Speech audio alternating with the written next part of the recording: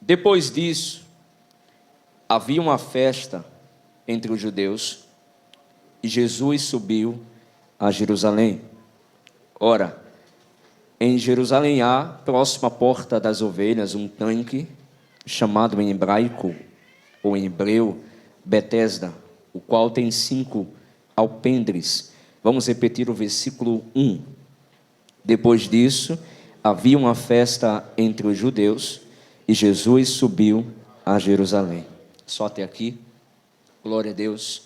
Eu elaborei um tema para essa mensagem de hoje, que significa, na verdade é Betesda, que significa casa de misericórdia ou casa da graça. E estamos diante daqui, irmãos, estamos diante de uma Betesda de Deus. Você acabou de chegar em Betesda. Diga assim: eu estou em Betesda. Betesda significa casa de misericórdia, a casa da graça. Aqui é onde Deus habita. Algumas coisas se passam despercebido nesse texto.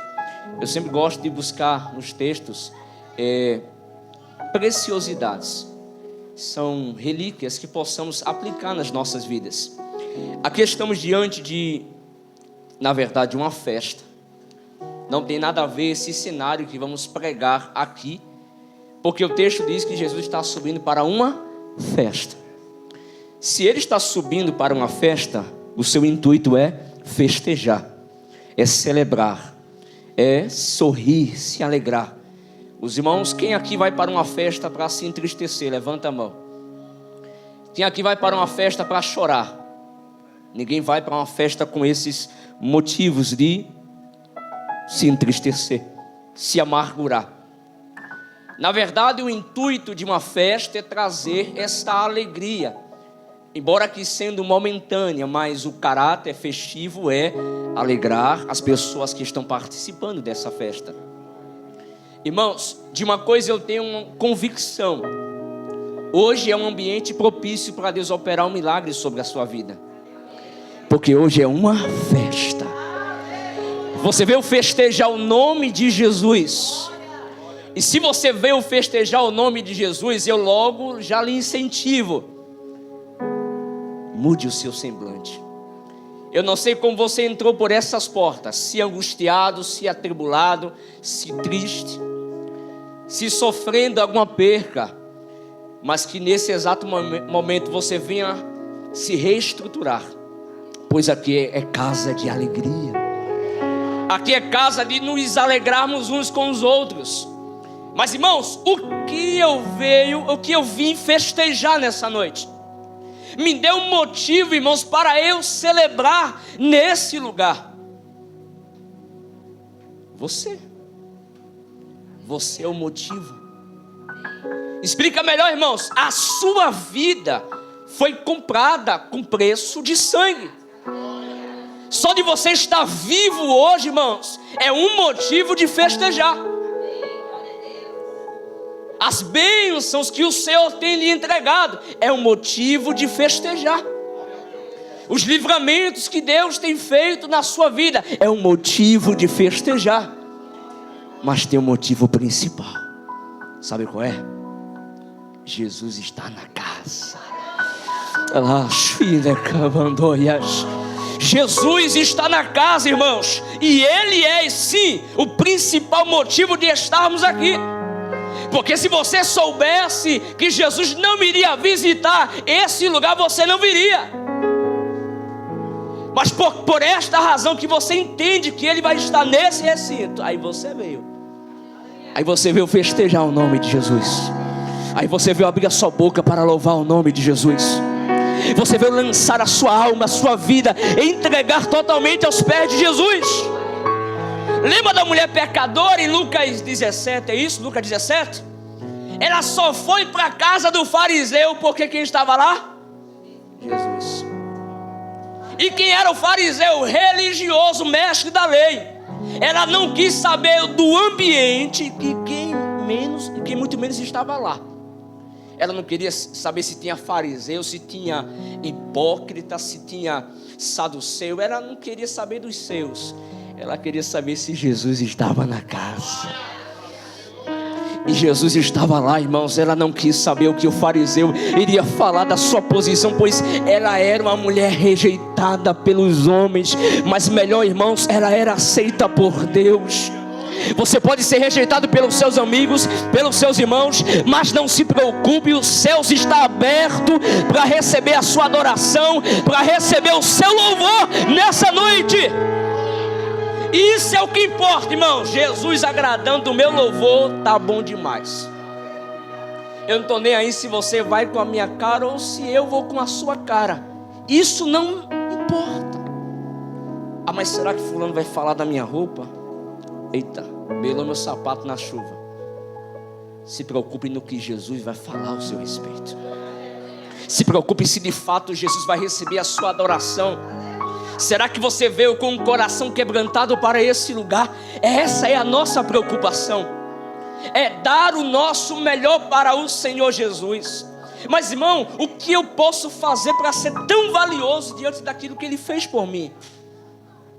Sabe o que faz? O que você faz? É lançar a sua vida.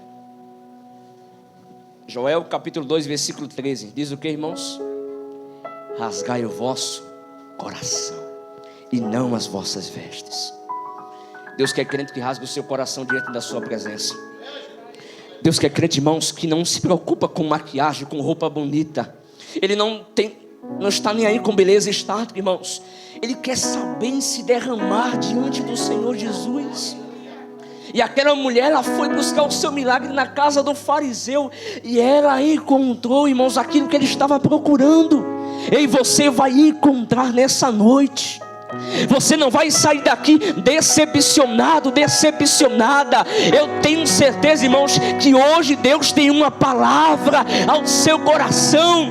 Hoje Deus tem uma resposta para a sua vida nessa noite. E Ele disse: meu filho, vai em paz, minha filha, vai em paz.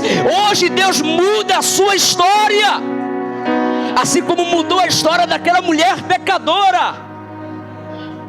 Diga assim: Jesus está subindo para a festa. Só que a festa é em Jerusalém, no templo. Mas a Bíblia diz que havia uma festa. Uma festa. Mas eu vejo aqui duas festas. A Bíblia não cita o nome, se era festa da Páscoa, do tabernáculo, do Pentecostes. A Bíblia não cita, não menciona o nome dessa festa que Jesus está indo. Não cita. Essa é uma festa que a Bíblia não menciona. Diga assim: qual é a segunda festa? Essa segunda festa não foi ocasionada pelos religiosos. Essa segunda festa não era aqui os religiosos estavam indo como era de costume.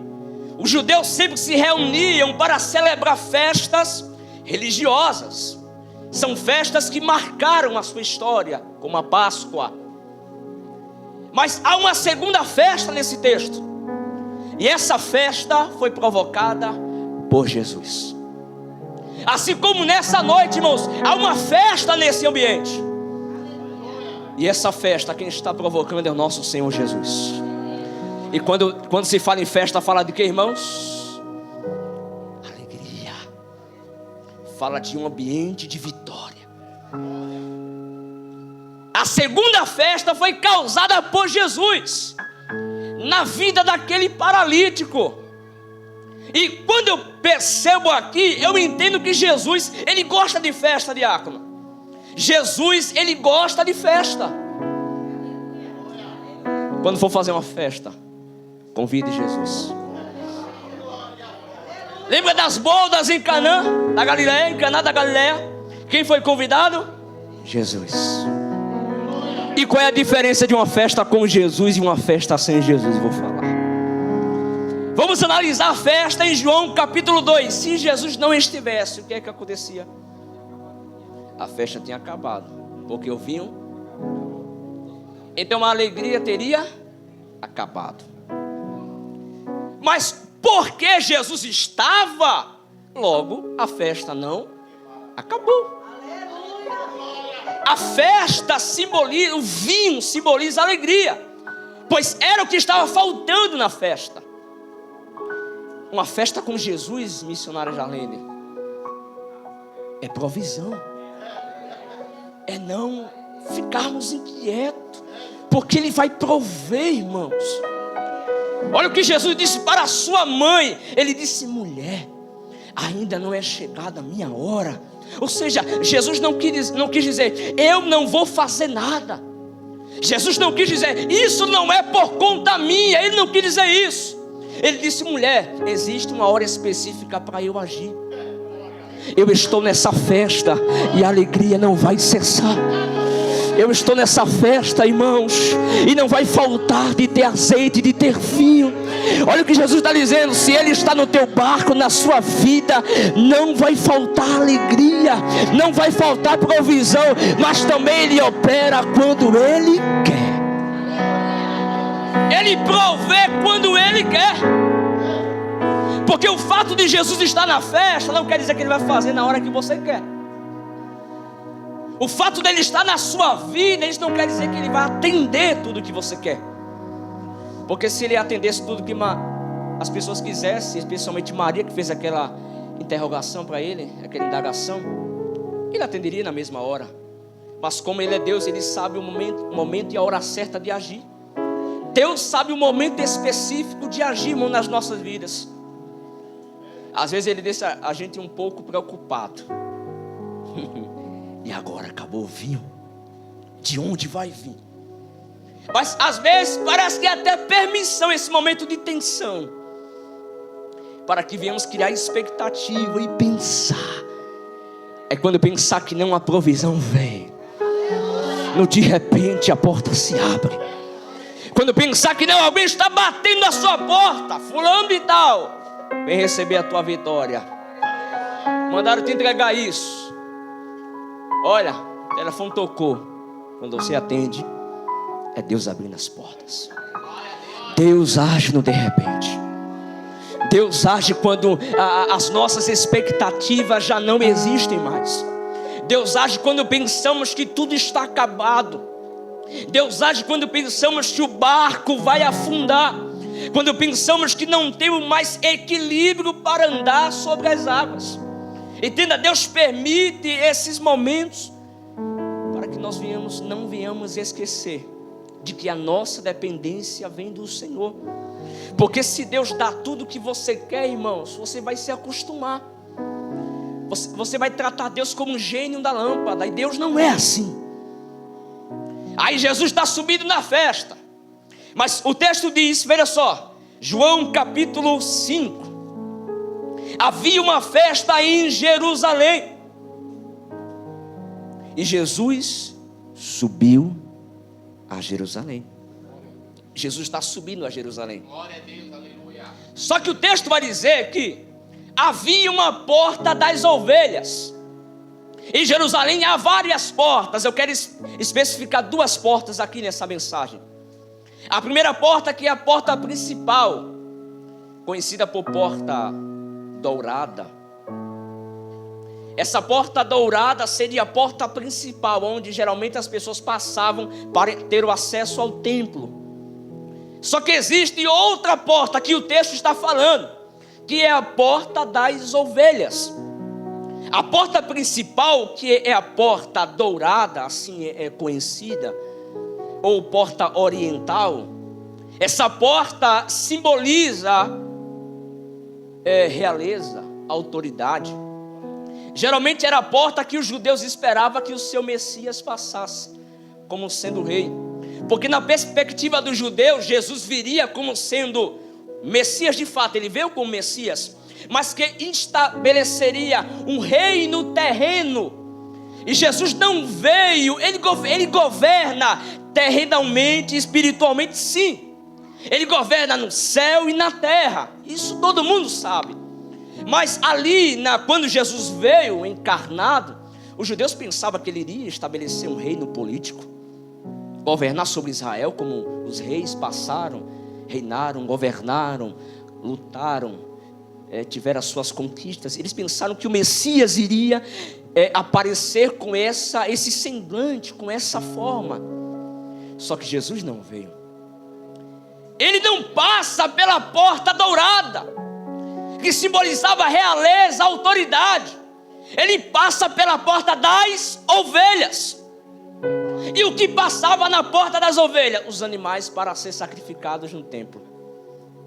Então Jesus logo ele passa como sendo o sacrifício perfeito de Deus. Ele entende que o caminho para o trono é a cruz. O caminho para a exaltação é a humilhação, é o serviçal, porque Marcos, quem lê o livro de Marcos, vê Jesus servindo as pessoas, curando os enfermos, expulsando os demônios. Ele veio servir. Aqui é o princípio básico da exaltação de Deus. Quer ser grande, irmão, seja pequeno. Quer crescer, primeiro diminua. Quer aparecer, primeiro desapareça. Aleluia. Entenda que não é no seu tempo, não é como você quer. Você precisa depender, se humilhar diante do Senhor Jesus. Ele passou pelaquela porta, a porta das ovelhas. Aí o texto vai dizer que nessa porta havia um tanque. E esse tanque tinha um nome, o nome era Betesda. E Betesda significa casa de misericórdia. Olha para onde Jesus está indo. Para a casa das misericórdias, para a casa da graça. Olha só, irmão, Jesus está indo para o lugar onde tem misericórdia. Esse é o lugar onde tem misericórdia. Diga assim: eu estou em Betesda. Aqui é o lugar de misericórdia. Aqui é o lugar onde a graça de Deus opera. Aqui é o lugar dos necessitados, irmãos. Aqui é o lugar onde entra tudo que não presta, irmãos. É aqui. É a casa da misericórdia. Muitos não gostam de você. Muitos não vê nada em você, mas Ele vê. Muitos escanteia você, mas Ele não escanteia. Aleluia. Jesus está passando aqui na casa da misericórdia. E hoje Ele veio trazer restauração para a sua vida, para a sua casa. Hoje você não vai sair daqui sem ser tocado pelo nosso Senhor Jesus. Hoje você não vai sair daqui sem ser marcado pela graça do Senhor Jesus. Irmãos, só de você saber que Jesus está aqui, irmãos, é motivo de você abrir a sua boca. É motivo de você começar a clamar a Jesus. Se humilhe aos pés deles, irmãos. Aqui é lugar de você se quebrantar todinho. Aqui é o lugar de você dizer: Senhor, eu não presto. Senhor, eu pequei, eu falhei. Às vezes estou na casa da misericórdia, Senhor. Eu vim aqui porque disseram que o Senhor ia passar. E Ele vai passar purificando os seus pecados. Quantos creem que tem perdão de pecados nessa noite? Mas para isso se humilha aos pés do Senhor Jesus. Mas para isso quebranta o seu coração. Jesus desceu à casa das misericórdias. Só que quando você observa o texto, você percebe que na casa da misericórdia não é um lugar muito bom, não. Porque só tem aleijado, coxo, cego. Tudo que não presta, está lá. Tudo que para o homem não tem jeito, está lá. Jesus, antes de descer antes de ir para a festa, ele dá uma passadinha em Betesda para ver a necessidade do povo. Aí, irmãos, a Bíblia diz que essas pessoas estavam lá, está no versículo 3, a última parte. Estavam lá esperando o movimento das águas. Porque segundo a tradição, um anjo descia nesse tanque, agitava as águas. E qualquer pessoa, o primeiro que descesse no tanque, sararia de qualquer enfermidade. O que eu percebi nesse texto, que Betesda não é um lugar de perder a esperança. Como eu sei disso? Que tem um abençoado aqui que está há 38 anos e não saiu desse lugar, porque ele tem esperança. Betesda é o lugar onde não se perde a esperança, porque lá tem resposta, lá tem o que você precisa. É por isso que você ainda está aqui, irmãos, porque você tem esperança que vai receber uma resposta. Você tem esperança que o seu milagre vai chegar. Você tem esperança que a porta vai se abrir. Você tem esperança que Deus vai converter o seu irmão, o seu tio, a sua tia, o seu pai, os seus parentes. Ainda há esperança na sua vida, mesmo arrastando, mas você chega. Mesmo sem ver, cego espiritualmente, às vezes você pecou. Senhor, me ajuda, Pai, eu não estou sem direção, me ajuda. Mas você está indo para a casa da misericórdia, mesmo sem força. Mas você chama o seu colega e diz: irmão, vamos lá que eu não tenho força. Eu vou lá porque lá tem milagres, lá tem resposta. Aí a Bíblia diz que eles esperavam o movimento das águas.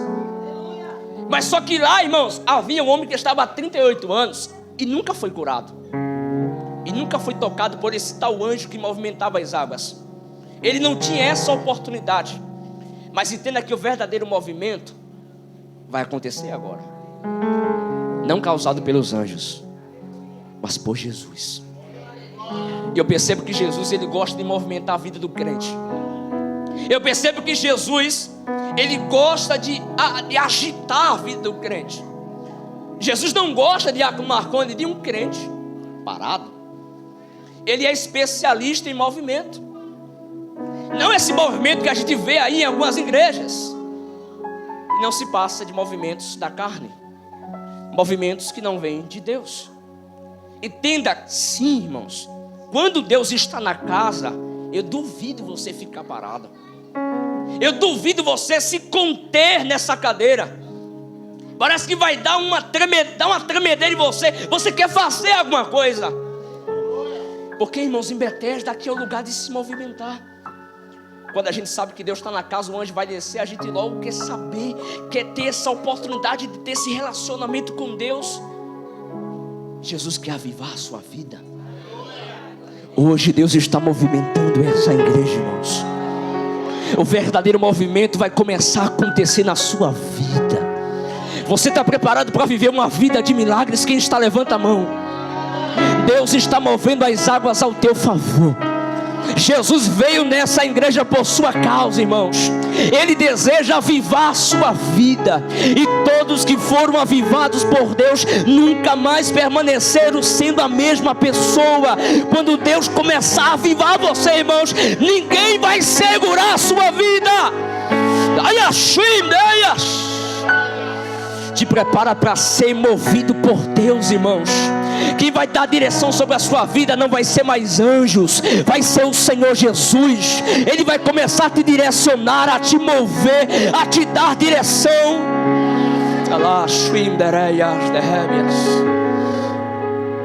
Coisa boa é ser avivado por Deus. Coisa boa é experimentar o verdadeiro avivamento. Aí estava lá, irmãos, aleijados, coxos, manco, caba de uma perna só, não sei se tinha, caba cego de um olho, totalmente cego. Olha só, quando o anjo descia, o que acontecia? O primeiro que descesse seria curado.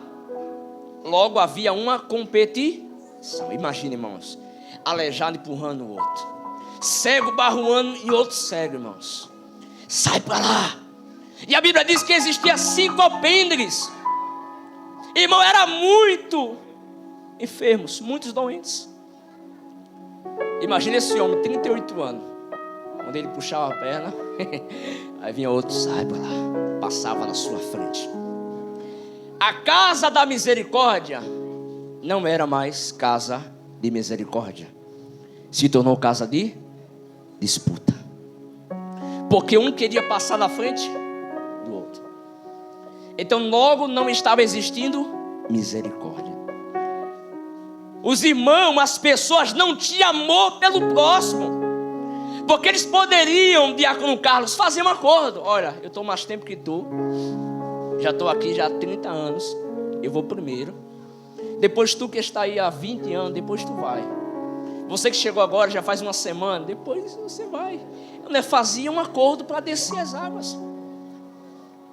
Mas a casa da misericórdia virou casa de competição, casa de disputa. Vamos ver quem chega primeiro. Quem vai, imagina, irmão, um 100 aleijado, cego, descendo tudo de uma vez na água. O primeiro que tocasse era curado. Ele não ia saber. Era muita gente mergulhando naquele tanque. Havia uma disputa. E hoje vivemos esse cenário da igreja do século 21. Não existe mais esse afeto pelos irmãos. Não existe mais esse amor pelos irmãos. Ah, te vira.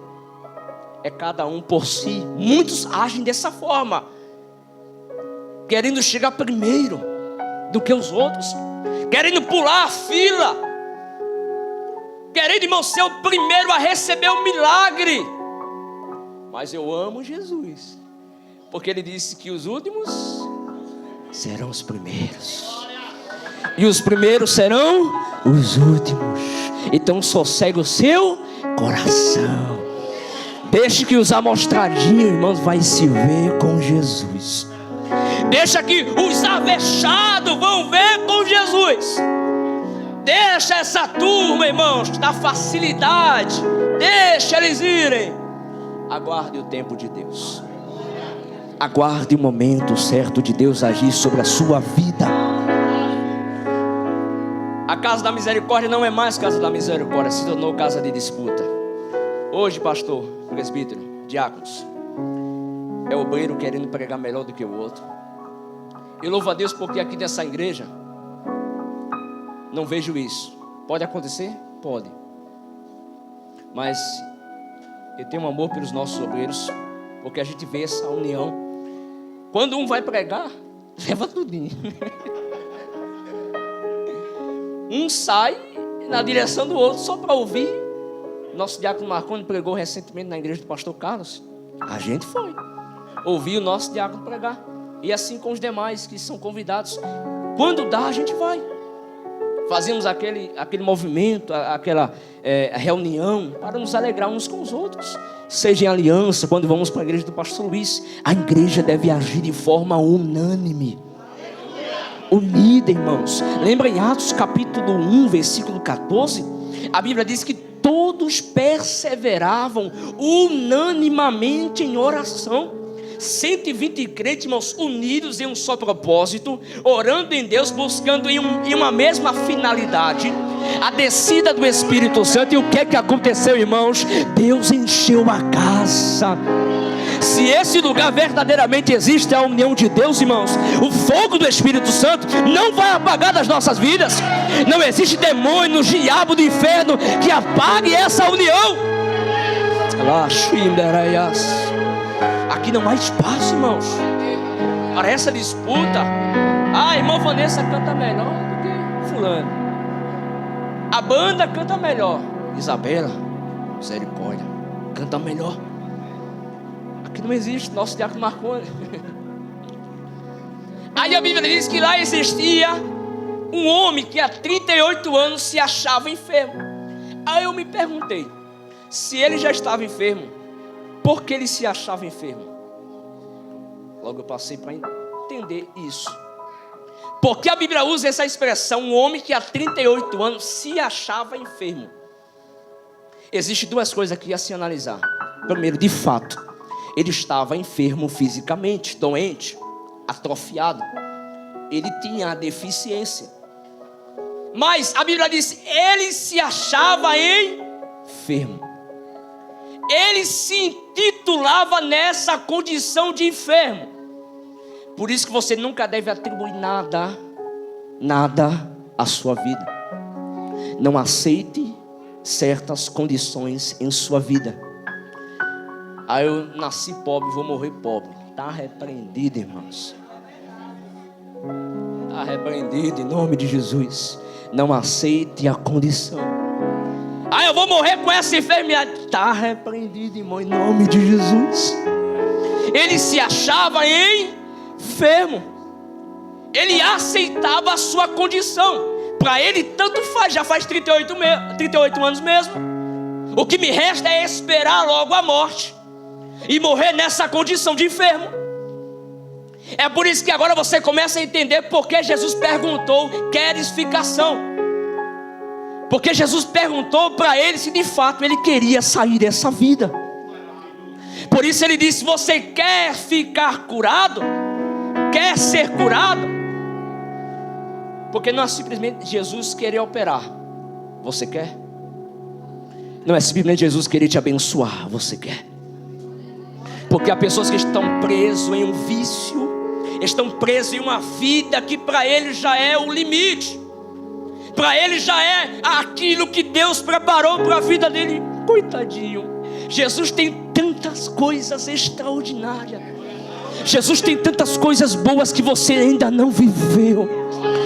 E eu digo aqui em nome de Jesus, você vai viver um tempo extraordinário na presença do Senhor Jesus. Você vai chegar a lugares que você nunca chegou. Você vai ter condição que você nunca teve, irmãos. Portas e mais portas irão se abrir em nome de Jesus. Tudo que esteja amarrado sobre a sua vida, hoje o Senhor vai te libertar nessa noite. Hoje Deus quer que você saia livre andando. Hoje você vai pegar essa cama que te amarra, irmãos. Essa trouxa do inferno vai queimar, irmãos. E você vai estar preparado para viver algo extraordinário.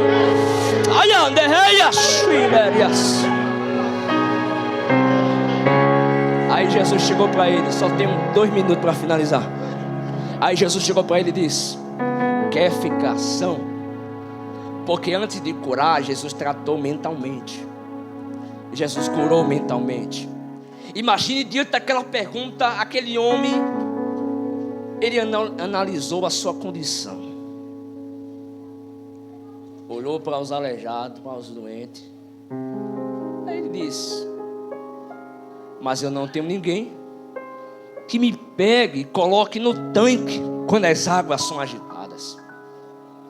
Porque toda vez que eu vou, alguém vai antes de mim e toma a minha frente, toma a minha vaga.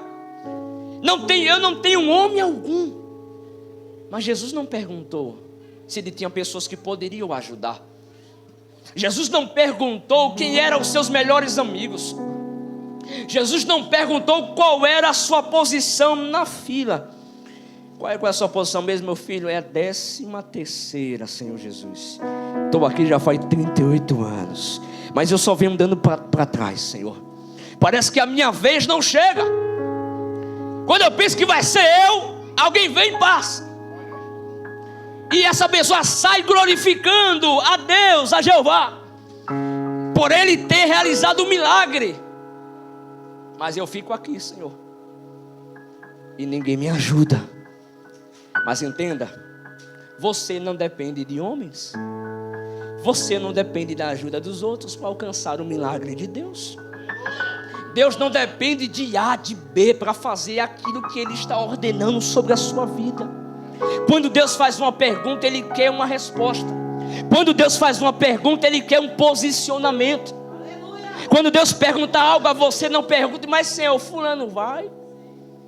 Mas Senhor, minha amiga tão preferida vai comigo. Está preparado para viver o extraordinário? Está preparado para sair do tanque nessa noite? Porque é uma palavra de Jesus sobre a sua vida. Você quer ser curado nessa noite? Você está preparado para viver uma nova vida? Você está preparado para sair desse ambiente das impossibilidades, para começar a viver um tempo extraordinário? Você está preparado para sair dessa posição? Mas Senhor, como é que vai ser? Não se preocupa, Ele vai prover sobre a sua vida. Mas Senhor, é dia de sábado e não pode curar no dia de sábado. Não tem problema. Quem está dando a ordem é maior que o sábado, é maior que qualquer dia da semana. Jesus não está preso a limitações do homem. Jesus não está preso à sua condição miserável. Ele não quer saber se você pode, se não pode, se você não consegue. Ele quer saber que há uma palavra sobre a sua vida. E você hoje precisa sair daqui desse culto posicionado. Posicionado.